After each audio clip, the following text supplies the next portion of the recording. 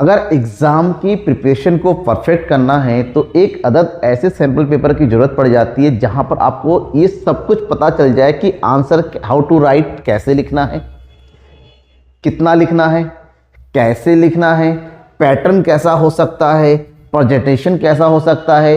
Basically आपने देखे होंगे सब लोग सैम्पल पेपर लेके आते हैं, सैम्पल पेपर में आंसर भी आपको मिल जाते हैं, लेकिन कहीं ना कहीं इस चीज़ की कमी हो जाती है कि भैया सब कुछ तो सही है, कॉन्सेप्ट तो सही है, लेकिन प्रेजेंटेशन कैसे करें हम क्वेश्चन पेपर में। सब लोग वन शॉट बना दे रहे हैं, सब कुछ बना दे रहे हैं, लेकिन सबसे ज़रूरी है कि हम प्रेजेंटेशन कैसे करें अपने क्वेश्चन पेपर को लेकर, अपने आंसर शीट में जवाब लिखे कैसे, हाउ टू राइट सबसे इंपॉर्टेंट है। तो आज का ये सैंपल पेपर मैं आपके लिए लेकर आया हूँ। सैंपल पेपर है, मैं भी कहूँगा सैंपल पेपर ही है, लेकिन ये सैंपल पेपर आपको बताएगा कि किस तरह से एग्जाम में इसको सॉल्व किया जाए और किस तरह से अपने आंसर को रिप्रेजेंट किया जाए विद एक्सप्लेनेशन, ताकि आपके दिमाग में हर एक क्वेश्चन में कितना लिखना है, कैसे लिखने वाला जो क्वेश्चन है उसका कंप्लीट सॉल्यूशन आपको मिल जाए। बेसिकली आप सबको पता है, क्योंकि आप सीबीएसई बोर्ड के स्टूडेंट हैं, तो आपको स्कूल लेवल में ही सब कुछ बता दिया जाता है। क्वेश्चन पेपर कितने मार्क्स का होता है, क्वेश्चन पेपर में कितने क्वेश्चंस आते हैं, इसके दो पार्ट होते हैं, एक मैक्रो इकोनॉमिक्स का होता है, दूसरा इंडियन इकोनॉमिक डेवलपमेंट का होता है। इसमें 20 एमसीक्यूज क्वेश्चंस होते हैं, 10+10, 10 from macro and 10 from IED, ठीक है। एंड 4 शॉर्ट क्वेश्चन होते हैं, 6 शॉर्ट क्वेश्चन आंसर होते हैं जब 4 मार्क्स के होते हैं, शॉर्ट क्वेश्चन होते हैं 3 मार्क्स के होते हैं। इसके अलावा 4 लॉन्ग क्वेश्चन होते हैं 6 मार्क्स के, जब आपको 100 to 150 वर्ड्स में लिखने होते हैं सब कुछ।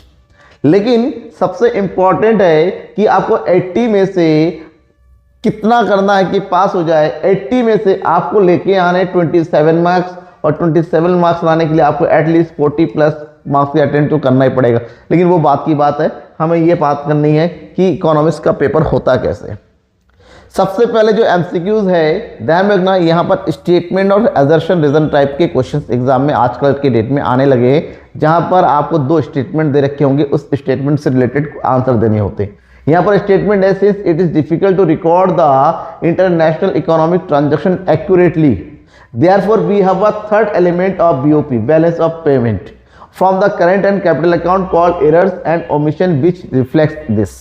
and इसका स्टेटमेंट सेकंड दे रखा है, any international transaction which results in the outflow of foreign exchange is recorded in the credit side in the balance of payment account। कि कोई भी आउटफ्लो होता है, आउटफ्लो मतलब कंट्री से बाहर जा रहा है, उसको हम बैलेंस ऑफ पेमेंट के क्रेडिट साइड में लिखते हैं।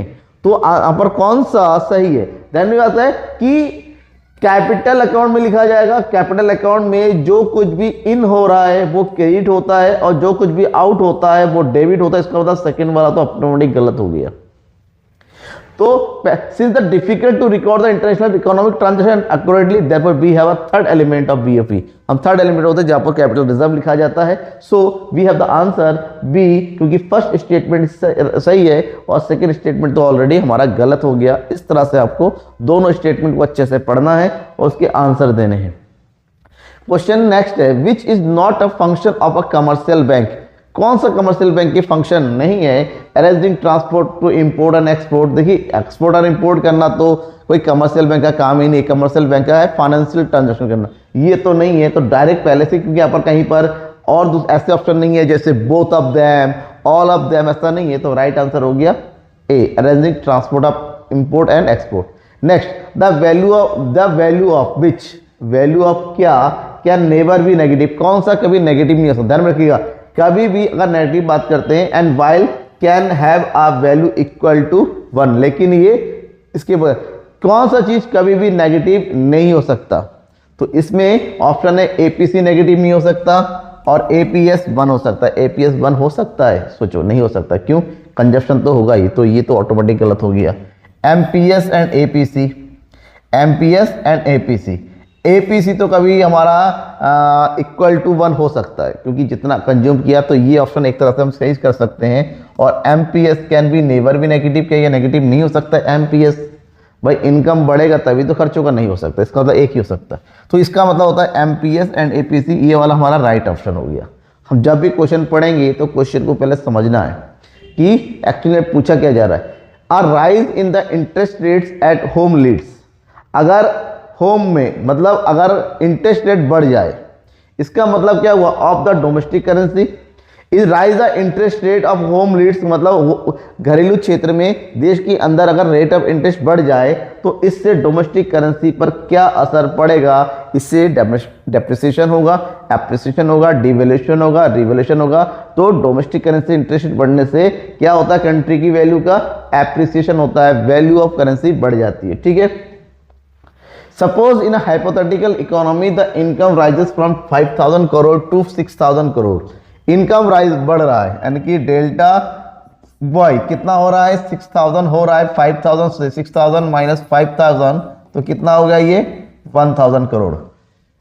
As a result the consumption expenditure rises from 4000 to 4600, यानी कि डेल्टा सी कितना हो गया यहाँ पर, delta C equal to also 600। Okay, तो ये हो गया डेल्टा सी और ये हो गया delta Y. And marginal propensity to consume कितना पूछा गया है, एमपीसी, एमपीसी इक्वल टू होता है delta C upon delta Y, that means 600 upon 1000। The right answer is 0.6 is our answer. ये सिंपलेस्ट क्वेश्चन है और ध्यान रखिएगा, मुझे लगता है कि 4 क्वेश्चन इस तरह से डिटर्मिनेशन, आपकी बुक का chapter number 4 determination of income employment वाले से 4 क्वेश्चन लगभग एमसीक्यूज में आ सकते हैं। In the order to correct the situation of deficient demand, deficient demand की सिचुएशन को करेक्ट करने के लिए क्या किया जाएगा, that is in the order to correct the situation of deficient demand, cost of credit should be reduce, cost of credit reduce किया जाएगा। डिफिशिएंट डिमांड का मतलब अब कंट्री में डिफिशिएंट डिमांड है, मतलब डिमांड को बढ़ाने के लिए हमें क्या करना पड़ेगा, मनी सप्लाई को बढ़ाना पड़ेगा। उसके लिए क्या करना है, गवर्नमेंट स्पेंडिंग डिक्रीजेस, अपने खर्चे कम कर देगी, taxes to be raise, taxes बढ़ जाएंगी, and cost of credit should be raise, credit देखिए कॉस्ट ऑफ क्रेडिट मतलब जब हम जो है बैंक रेट, रेपो रेट वगैरह कम कर देंगे तभी ये हो सकता है। That means right answer is a, cost of credit should be reduced. Suppose for a hypothetical economy, एक हाइपोथेटिकल इकोनॉमी के कुछ डेटा गिवन है और आपसे पूछा गया है वैल्यू ऑफ इन्वेस्टमेंट मल्टीप्लायर कितना हो, इन्वेस्टमेंट मल्टीप्लायर दैट इज के कितना होगा। तो इस तरह के क्वेश्चन में कुछ नहीं करना, अगर मल्टीप्लायर पूछा गया तो सबसे पहले देखिए हमारे पास इक्वेशन जो दे रखा है उस इक्वेशन में वाई से पहले ये जो डेसिमल में वो कितना दे रखा है 0.75, क्योंकि ये जो 0.75 है ये है MPC, MPC equal to 0.75। So use the formula k equal to 1/1 minus MPC. तो here 1/1 minus 0.75 equal to 1/0.25. कौन हटाया, 2 0 बढ़ाया, the right answer is 4. So we have to choose our answer as option number B. Identify flow variable from the following, इसमें से कौन सा flow variable है। सबसे पहले समझो फ्लो क्या होता है। फ्लो का मतलब था जिसको एक पर्टिकुलर पीरियड ऑफ टाइम में मेजर किया जाता है, जो चेंजेबल होता है, वेरिएबल होता है। Bank of mister Mukesh as 31 March, bank balance Mukesh का, बैंक बैलेंस हमेशा क्या होता है, स्टॉक होता है, ध्यान रखना। Distance between Delhi and Amritsar, Delhi distance कभी चेंज नहीं हो सकता, तो ये स्टॉक होता है। Annual expenditure of a school, एक स्कूल का एनुअल, एनुअल का मतलब होता है 1 साल का, जहां पर टाइम पीरियड लग जाता है वो हमारा फ्लो हो जाता है। So the right answer is C. ठीक है, कॉन्सेप्ट समझना जरूरी है और जिस हिसाब से मैं लिख रहा हूं आपको एग्जाम में भी आंसर ऐसे ही लिखने हैं, ऑप्शन लिख दिया और ऑप्शन के आगे का उसका राइट आंसर भी लिख दिया। ठीक है, क्वेश्चन नंबर 10 है exchange rate of currencies is determined by supply and demand in a system. किस सिस्टम में एक्सचेंज रेट जो है डिमांड और सप्लाई के थ्रू होता है। Obviously the answer is flexible exchange rate के थ्रू होता है। Option number A is right. ये हो गया। अब ये 10 एमसीक्यूज कंप्लीट हो गए आपकी किसके, मैक्रो इकोनॉमिक्स के। अब इसके आते हैं थ्योरेटिकल क्वेश्चंस। पहले क्वेश्चन आपको कुछ मिलेंगे 3 नंबर के, फिर मिलेंगे 4 मार्क्स में, फिर मिलेंगे 6 मार्क्स में। लेकिन आपको ध्यान रखना है 6 मार्क्स के क्वेश्चन डायरेक्टली नहीं होते, डिस्कस करें ये करें, उसमें भी इसके छोटे छोटे पार्ट बने होते हैं। चलिए मैं दिखाता हूं किस तरह के क्वेश्चन आप सीबीएसई वाले बनाते हैं। जैसे पहला क्वेश्चन यहाँ पर है, distinguish between gross domestic product at market price that is GDP MP and NDP MP, इन दोनों के बीच में डिफरेंस पूछा गया है। तो आंसर आपके सामने लिखा हुआ है, आप इसको कॉपी कर सकते हैं, लेकिन समझना जरूरी है जीडीपी किसी भी कंट्री के डोमेस्टिक टेरिटरी में अर्न किए गए या प्रोड्यूस किए गए गुड्स एंड सर्विस के मार्केट प्राइस का सम टोटल है। बट यहां पर होता है एनडीपी एंड जीडीपी में एक ही फर्क है, जीडीपी मीन्स ग्रॉस और NDP means net, that means it's include the value of depreciation but it exclude the value of depreciation. इन दोनों के बीच में केवल और केवल एक ही चीज का फर्क है डेप्रिसिएशन का, that is consumption of fix capital का फर्क होता है। नेट में इंक्लूड नहीं होता है और ग्रॉस में इंक्लूड होता है। इसी चीज को एक्सप्लेन करते हुए आपको 3 नंबर मिल जाएगा। देखिए इकोनॉमिक्स से बहुत ज़्यादा तो लिखना नहीं होता, इकोनॉमिक्स में हमेशा पॉइंट टू पॉइंट लिखिएगा, बहुत ज़्यादा लिखने से आपको बहुत ज़्यादा नंबर नहीं मिलने वाले। यहाँ पर इकोनॉमिक्स में मार्क्स फिक्स है तो उतना ही लिखिए जितने से आपका आंसर कंप्लीट हो जाए। क्वेश्चन नंबर 12 में 2 क्वेश्चन है, ऑप्शनल है, अब दोनों में से जो सही लगता है वो चूज कर सकते हैं। और इस साल का पैटर्न भी इसी तरह से होने वाला है, क्वेश्चन नंबर 12 आपको ऑप्शनल ही मिलेगा। What do you mean by the official reserve transaction? How it is treated in the balance of payment account? और उसका ऑप्शनल क्वेश्चन है explain the demerits of flexible exchange rate. दोनों ही question आपको same chapter से ही मिलेगा, जैसे कि यहाँ पर बैलेंस ऑफ पेमेंट वाले चैप्टर से आपसे पूछा गया ऑफिशियल रिजर्व क्या होता है और आपसे पूछा गया है demerits of flexible exchange rate क्या है। दोनों के आंसर आपके सामने। देखिए आंसर बहुत बड़े नहीं लिखे गए हैं, आपको लगता है क्योंकि दोनों को एक ही स्क्रीन पे लेके आया गया है तो छोटे छोटे आंसर है, बहुत ज़्यादा नहीं लिखना है, केवल एक्सप्लेनेशन कंप्लीट करना है। दोनों के आंसर लिख दिए, कंप्लीट हो गया। Next question is 13। अब यहाँ पर जहां जरूरी है, मैं हर बार कहता हूं इकोनॉमिक्स में जब भी जरूरी है तो आपको डायग्राम जरूर बनाना हो। जैसे यहाँ पर पूछा गया है कि show the inflationary gap using a well labelled diagram. Question भी पूछा गया है लेकिन नहीं भी पूछा गया था तो you have to draw it. Suggest any 2 fiscal measures to correct the situation of inflationary gap. That means आपको बताना है कि इन्फ्लेशनरी गैप क्या होता है। तो सिंपल लैंग्वेज समझे, inflationary gap is the difference between the actual aggregate demand and the required aggregate demand for the full employment। मतलब जितना एग्रीगेट डिमांड होना चाहिए उससे अगर एग्रीगेट डिमांड ज़्यादा होता है तो उन दोनों के बीच का जो डिफरेंस होता है उस डिफरेंस को इन्फ्लेशनरी गैप बोलते हैं। तो इन्फ्लेशनरी गैप को शो करने के लिए ये आपको डायग्राम बनाना है। This one is required aggregate demand and this one is actual aggregate demand, so difference between the both is known as inflationary gap। आपको इस तरह से एकदम बहुत बढ़िया तरह, ये जो चीज है इसको बोलते हैं aggregate supply. This one is aggregate supply, this one is aggregate demand and this M is shows the full employment level, right. अब इससे पूछा गया है कि 2 मेजर बताइए। कौन सा मेजर? फिस्कल। फिस्कल का मतलब होता है जो गवर्नमेंट यूज करती है। Government can reduction the government expenditure, government can increase the taxes, public borrowing and decreases subsidy to maintain the inflationary gap in the economy। अब क्वेश्चंस न्यूमेरिकल टाइप में आते हैं और ये क्वेश्चन नंबर 14 ये optional भी होते हैं, मतलब 2 क्वेश्चन होते हैं दोनों में से, और दोनों ही बेसिकली मुझे लगता है कि न्यूमेरिकल क्वेश्चन टाइप के आएंगे। जैसे कि यहाँ पर दे रखा है in the economy S equal to, ये एस सेविंग फंक्शन है, ये सेविंग फंक्शन हो गया तो ये नेगेटिव ऑटोनोमस कंजप्शन हो गया, ये हमारा एमपीएस हो गया और ये हमारा इनकम हो गया। वेयर ऐसी सेविंग वाई सबको दे रखा है। आपसे पूछा गया है investment expenditure is given here is 4000 crore. Okay, in the economy you have to find out the equilibrium level of income, that means हमें वाई निकालना है। क्या निकालना है? वाई निकालना है। तो जब हमारे पास सेविंग का दे रखा है तो नॉर्मली ध्यान रखिएगा इकोनॉमी में y इक्वल टू होता है c प्लस आई। तो जब भी हमारे पास सेविंग दे रखा है इसको किस में कन्वर्ट कर दो? कंजप्शन में कन्वर्ट कर दो। जो माइनस में है नेगेटिव वो प्लस में आ जाएगा, जो एमपीएस है 0.1 1 में से माइनस कर दो वो एमपीसी हो जाएगा। उसके बाद हम डायरेक्टली इस फॉर्मूला का यूज कर सकते हैं, that is y equal to c plus I, जहां पर c की वैल्यू दे रखा है और i की वैल्यू हमारे पास दे रखा है कितना? 4000। दोनों को कैलकुलेट कर दो तो ये हो गया 0.9 यहां पर आ जाएगा। तो y में से 0.9 माइनस कर देंगे तो यहां पर बचेगा 0.1 y, और ये हमारा हो गया 60 प्लस 4000 दैट इज 4060। 0.1 हम इधर लेके आ जाएंगे तो ये हो जाएगा 4060 और ये होगा 0.1, पॉइंट हटाया 0 बढ़ाया, इससे डिवाइड कर देंगे तो this one is our income level. ये हो गया पहला। इतना करने के आपको कितने मार्क्स मिल गए? 4 मार्क्स।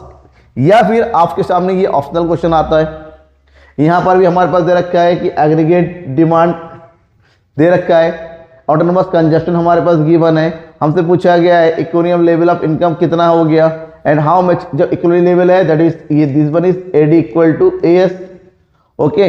और हमसे पूछा गया है इकोनॉमिक लेवल ऑफ इनकम क्या है, यानी कि वाई कितना हो गया, और साथ ही साथ हमसे पूछा गया है टोटल सेविंग कितना होगा। जब हमारे पास एडी दे रखा है इकोनॉमिक लेवल पे दोनों ही बराबर होते हैं, सो यहां से हमारा क्या निकल के आ गया, वाई निकल के आ गया। जैसे वाई निकल के आ गया इसका यूज करो तो उससे हमें सेविंग भी मिल जाएगा।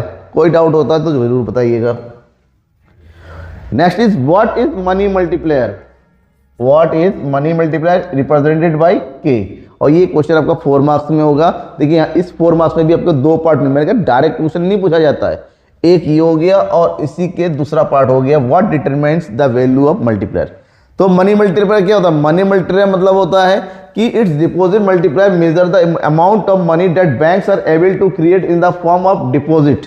किसी भी इकोनॉमी में कमर्शियल बैंक के पास जितना भी मनी आता है उस मनी को वो कितने क्रेडिट में कन्वर्ट कर सकती हैं, that is known as money multiplier. But shows the formula 1/LRR।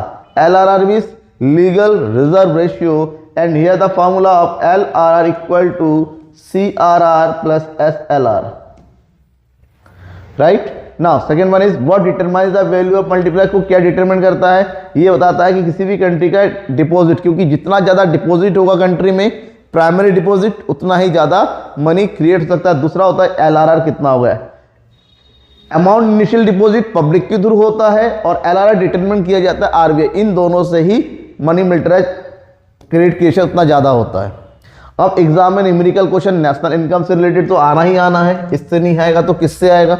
जैसे कि यहां पर दे रखा है from the following data calculate net value added at. जब भी नेट वैल्यू एडेड हो गया that means value added method हो गया यानी प्रोडक्ट मेथड। हमसे पूछा गया है कि NVAFC कितना होगा। वैल्यू एडेड मेथड में हमेशा ध्यान रखिएगा सबसे पहले जो कैलकुलेट होके आता है वो होता है GDP-MP। GDP-MP कैलकुलेट करने के लिए क्या करना पड़ता है, फॉर्मूला होता है sales plus change in stock minus intermediate consumption. ढूंढिए कहां पर है, this one is sales, this one is sales plus changing stock given है। देखिए यहाँ पर चेंजिंग स्टॉक भी गिवन है, here is change in stock, change in stock minus intermediate consumption given है कहीं पर। देखिए purchase of raw material intermediate consumption ये हो गया माइनस इंटरमीडिएट कंजप्शन। वैल्यू रख देंगे, सेल्स कितना हो गया बेटा, sales one is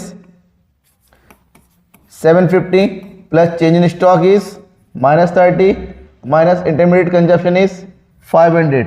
so this one is 750 minus 530। So the our answer is 0 2 7 में से 5 गया 2 220। This one is GDP। But हमें क्या कैलकुलेट करना है, we have to find out NVAFC। क्या निकालना है NVAFC। सो फॉर्मूला यूज कीजिए NVAFC equal to GDP-MP minus depreciation minus next indirect tax.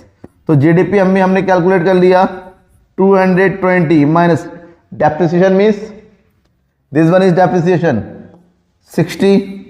Net indirect tax, net indirect tax given है कितना है 100, वही मैं। सो this one is 220 minus 160 minus कर देंगे कितना बचेगा, द वैल्यू ऑफ NVAFC 60।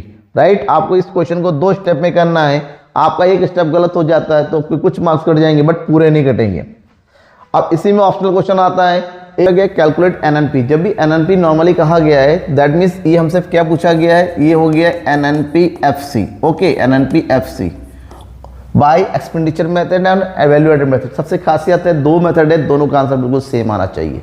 सबसे पहले हम यूज कर लेते हैं चलिए एक्सपेंडिचर मेथड। एक्सपेंडिचर मेथड तो आपको पता होना चाहिए एक्सपेंडिचर मेथड जब भी कैलकुलेट करेंगे सबसे पहले होता है GDP और expenditure is sum total of all the expenditure. कौन कौन सा एक्सपेंडिचर है, let's see here gross domestic capital expenditure, this one is I। Net export that one is X minus M, this one is C, and government final expenditure this one is G. We have to add all this expenditure to find out GDP-MP. Here GDP-MP is C plus G plus I plus X minus M. So put all the values.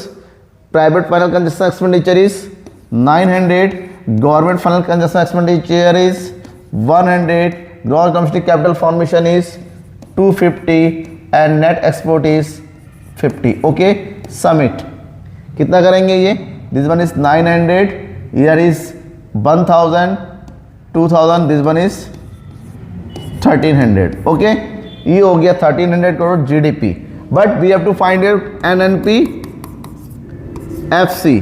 So GDP MP में से minus कर देंगे value of depreciation, plus कर देंगे NFIA, minus कर देंगे NIT. So here is GDP MP is 1300. Depreciation means consumption of fix capital बोलते हैं उसको. कंजप्शन ऑफ फिक्स कैपिटल कहाँ पर देखिए, ये हो गया. This one is depreciation is 80 plus NFI is -20 and NIT means indirect tax minus subsidy. Here is indirect tax and this one is subsidy. So 100 minus 10 कितना आ गया देखिए 1300. All are in negative. 80 100 ये हो गया 190. तो 1300 में से 190 को माइनस कर देंगे, कितना जाएगा 0 1 1 1. ये हो गया 1110 crore. Okay, by expenditure method. हमसे कहा गया है by use of value added method. तो second method is value added method. Value added method में सबसे खासियत है कि यहां पर भी सबसे पहले क्या निकल के आता है, GDP MP. GDP MP equal to क्या होता है, total output, value of output, value of output minus intermediate consumption. अब खुद देखिए वैल्यू ऑफ आउटपुट यहां पर दे रखा है तीनों को टोटल 900, 800 एंड 400 प्लस कर देंगे. 900 प्लस 800 प्लस 400, इसमें से वैल्यू ऑफ कंजप्शन माइनस कर देंगे intermediate consumption. This one is 400 plus 300 plus 100. Okay, तो कितना हो गया 9 17 Aries 17 and 4 1100.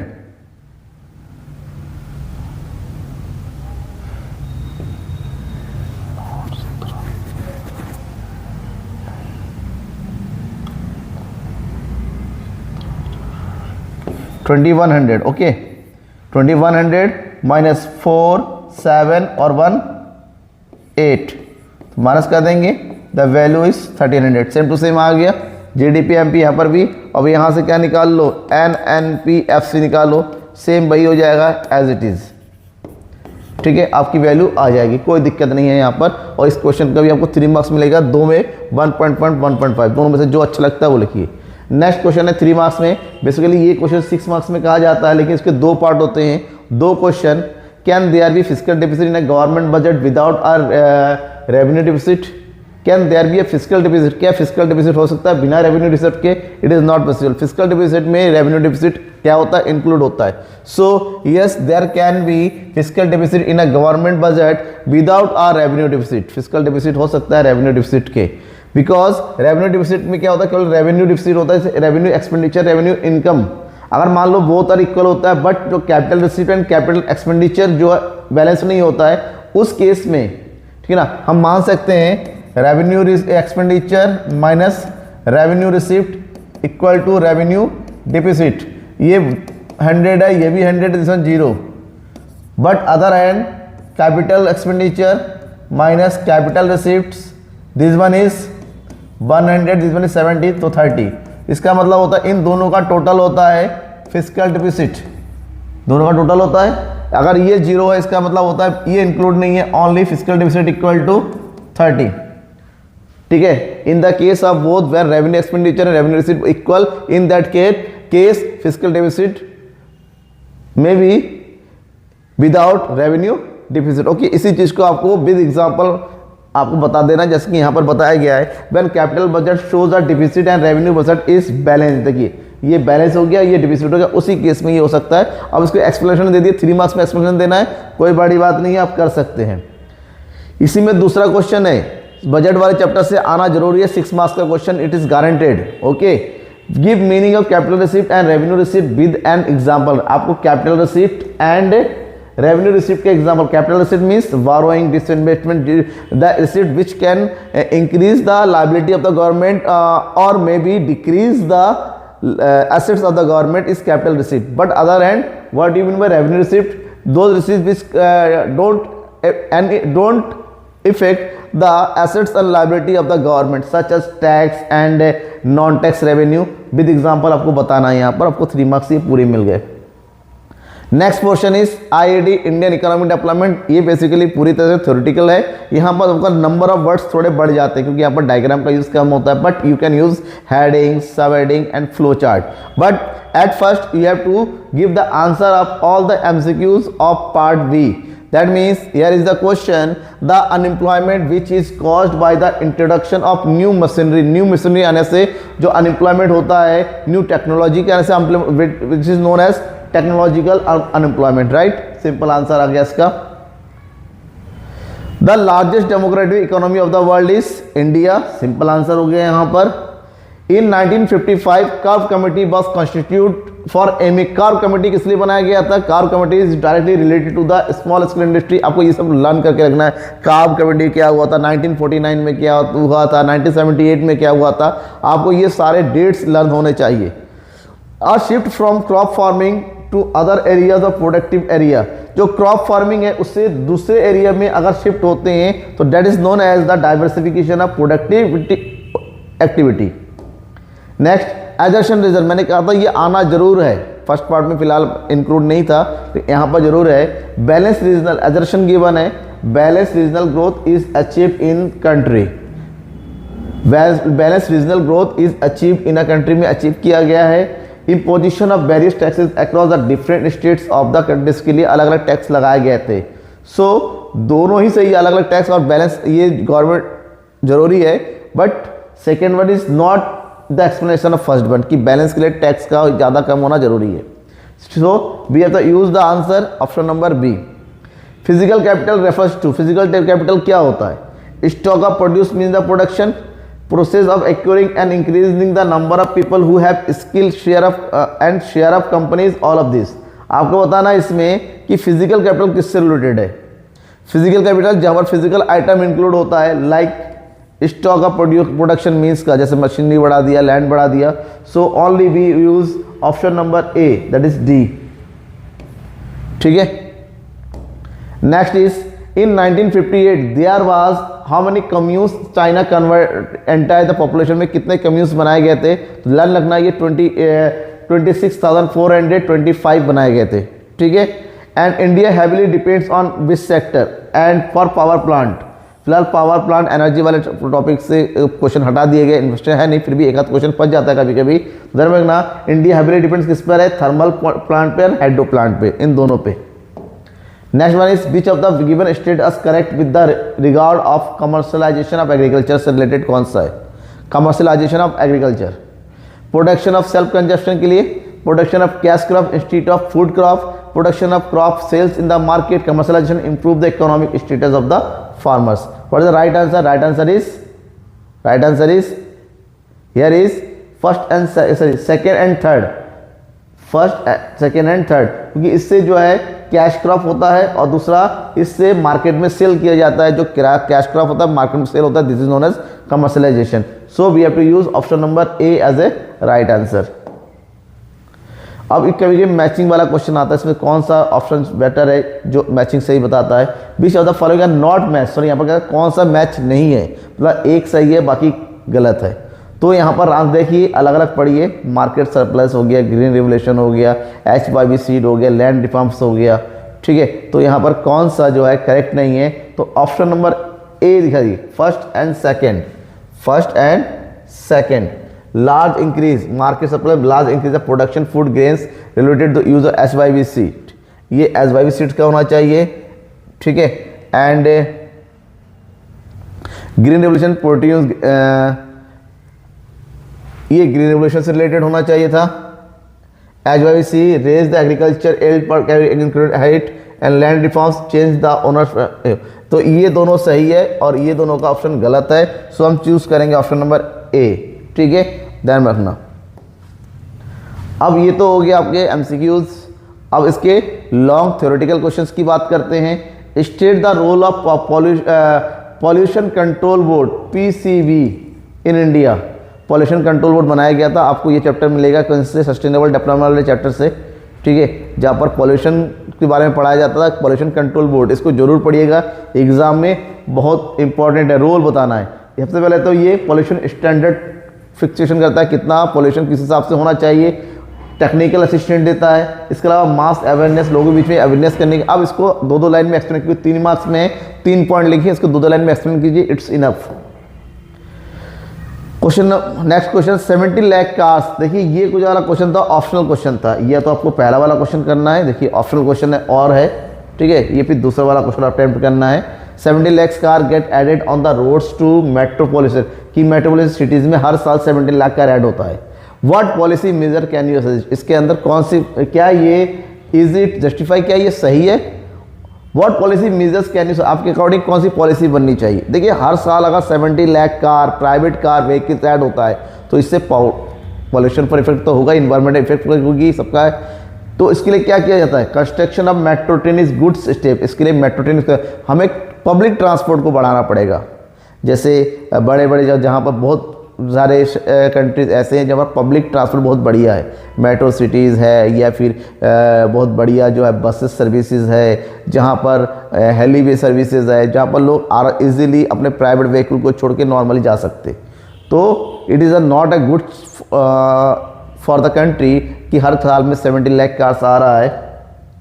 Why it is not an easy thing for a country like India to maintain employment growth up 2%? ये easy क्यों नहीं है कि employment growth को 2% को, it is not easy thing country like India maintain employment growth 2% because of, क्योंकि हमारा सबसे बड़ी प्रॉब्लम है तो है ह्यूज पॉपुलेशन। हमारी कंट्री का पॉपुलेशन इतना ज़्यादा बढ़ रहा है कि हम अपने ग्रोथ को नहीं बढ़ा सकते। Craze of capital intensive technique and ignorance of cottage and small scale, हमारी पॉलिसी बन गई, हम अपने स्केल इंडस्ट्री को भूल रहे हैं। तो बताइए किस तरह से एम्प्लॉयमेंट बढ़ सकता है। So you have write the reasons, basic reason and also explain by 1 line. Question number 30, difference between the self reliance and self sufficiency के बीच में जो है आपको डिफरेंस बताना है। एंड आप ये डिफरेंस जो है कॉलम बेस में भी बता सकते हैं एंड इस तरह से पॉइंट टू पॉइंट भी आप लिख सकते हैं। आपको ये 4 मार्क्स इसका आंसर देने हैं।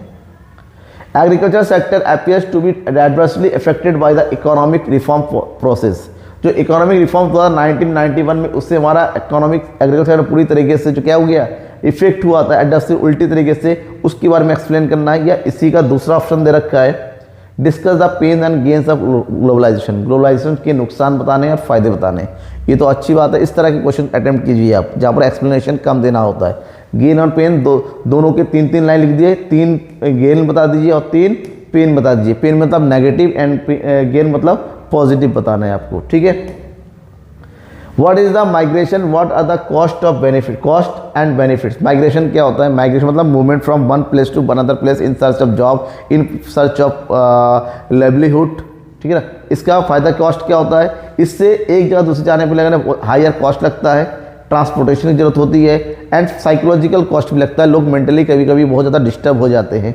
बट इसकी बेनिफिट है, इससे इनकम बढ़ जाती है और कभी कभी इससे बेटर सोशल स्टेटस भी मिलता है। Next question, answer the following questions. Explain the role of micro credit system meeting the credit requirement. Micro credit system के बारे में एक्सप्लेन करना है।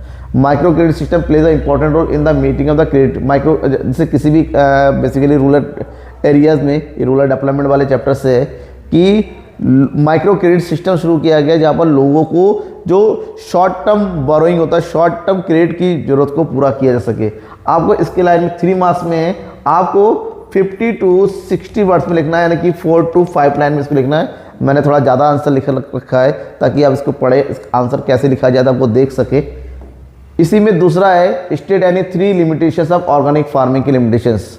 ऑर्गेनिक फार्मिंग ये पॉपुलर कम होता है, प्रोडक्टिविटी थोड़ी कम होती है और इसकी प्रॉपर मार्केटिंग फैसिलिटी अभी भी अवेलेबल नहीं है। इन तीनों पॉइंट को लिखिए और तीनों बार के बारे में 2-2 लाइन में एक्सप्लेन कीजिए, ठीक है। यह फिर दूसरा क्वेश्चन इसी में, organic farming is the need of the hour of promote sustainable but it's own limitations. कि ऑर्गेनिक फार्मिंग जो है सस्टेनेबल डेवलपमेंट को बढ़ाती है, लेकिन इसकी अपनी खुद की लिमिटेशंस है। इसकी लिमिटेशन बता दी, जैसे अभी आया था कि इससे प्रोडक्टिविटी कम होती है, इसका कॉस्ट ऑफ प्रोडक्शन ज़्यादा होता है। Economist and scholar have identified certain key issue that are associated with the rural development, right name of the some key issue. Economist जो होता है ना, कुछ रूरल डेवलपमेंट के एरिया में कुछ प्रॉब्लम्स मिलता है, उसमें कौन कौन सी प्रॉब्लम्स है उनके बारे में बता देना है, उनके बारे में बताइए और साथ ही साथ उसको 1 लाइन में आपको एक्सप्लेन करना है। Okay, next question is last question, question number 34। ये क्वेश्चन आपको बेसिकली मिलेगा लास्ट चैप्टर से, इंडिया चाइना एंड पाकिस्तान वाले से, जहाँ पर आपके सामने एक पैसेज गिवन होगा, उस पैसेज से रिलेटेड 2 या 3 क्वेश्चन, ज़्यादा नहीं 2 या, ओवरऑल ये 6 मार्क्स का होता है बट 2 या 3 क्वेश्चन में बटे हुए होते हैं, 2 मार्क्स का या फिर 1 मार्क्स का या 3 मार्क्स का बटे होते हैं उसके आंसर। इसको पढ़ के देने, बेसिकली आपको डायरेक्ट भी आंसर मिल सकता है, कभी कभी ये पैसेज दे रखा होता है लेकिन आंसर आप डायरेक्टली कर सकते हैं। Outline any 2 implications apart from the population arrest of the one child policy of China introduce in late 1970। China में जो वन पॉलिसी इंट्रोड्यूस हुआ था उसके बारे में बताना है। तो वन चाइल्ड पॉलिसी तो बहुत इंपॉर्टेंट है, आपको कई बार बताया गया है वन चाइल्ड पॉलिसी पढ़ने के लिए। तो वन चाइल्ड पॉलिसी के बारे में बता देना है कि ये क्या है। 3 मार्क्स का है तो 3 मार्क्स के साथ 3 to 4 लाइन में या 3 to 4 पॉइंट में इसको एक्सप्लेन कर दीजिए। इसी में दूसरा क्वेश्चन पूछा गया है कि delineate the reasons why the world's 2 largest population are destined to become much larger in the future. आपको बताना है, रीजन बताना है कि वर्ल्ड के 2 सबसे ज़्यादा हाईएस्ट पॉपुलेशन वाले किस तरह से वर्ल्ड के सबसे फ्यूचर के सबसे लार्जर कंट्री हो सकते हैं। बिकॉज क्या होता है, इस कंट्री में जो पॉपुलेशन इतना ज़्यादा है तो the death rate of India is higher than China. दोनों में एक्सप्लेन करना है पॉपुलेशन का कि किस तरह से एक दूसरे से ये आगे पीछे हो रहे हैं। ठीक है, आप बिग डेटा एक्सप्लेन कीजिए, ये अपने हिसाब से एक्सप्लेन कीजिए, बट 3 to 4 लाइन इसको एक्सप्लेन करना है अपने हिसाब से। अब कोई भी डाउट होता है किसी तरह से कि सैम्पल पेपर में किस तरह से सॉल्व किया गया है तो यू कैन आस्क, ठीक है, किसी तरह से आप मुझसे पूछ सकते हैं बेझिझक बेधड़क, और फॉलो कर सकते हैं आप इस तरह से सोशल मीडिया के थ्रू मुझे। तब तक ले थैंक यू एंड बाय।